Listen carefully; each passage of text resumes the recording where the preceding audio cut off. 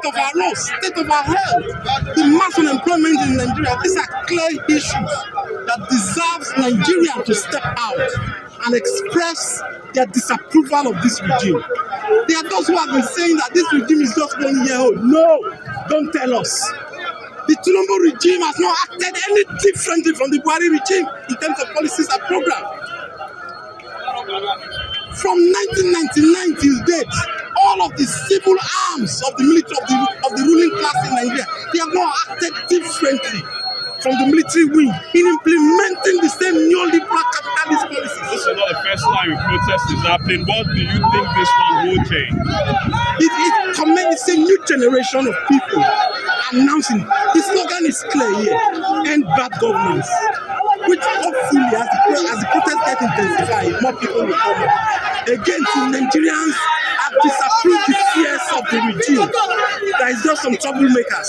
Nigerians in overwhelming millions have responded to this act.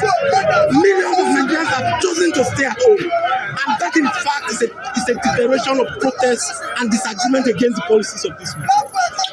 The few of us, and not just few, the thousands that have been bold enough to defy the intimidations of false pretenders that they do not have the right to march on the streets.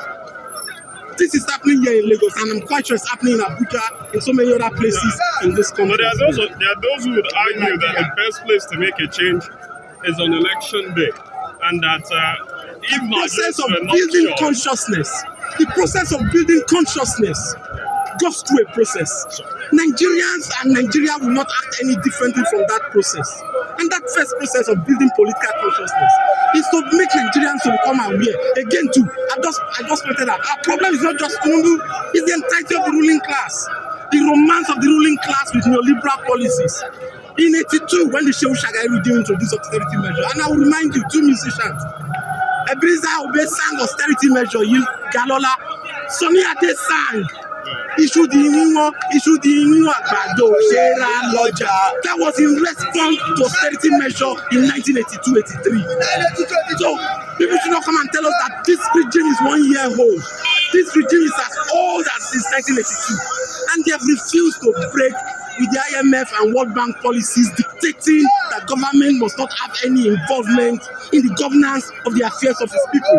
These are the fundamental issues. We can't be making billions. Take oil, for example. Why can't we build a refinery with our funds and resources? How much do we make from oil in a single day? Can't oil money in a single day build refinery that will be owned by Nigerians? These are the fundamental questions. The ruling class, and not just any wing, all the wings of the ruling class are married to the policies of the IMF and the World Bank, which is in favor of growth of industries in Europe, China, and in the US.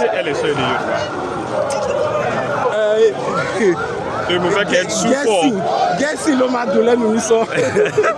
Kí ló kọ yín? Dagatola ló ń pè mí. General Secretary Movement for Socialist Alternative. All right.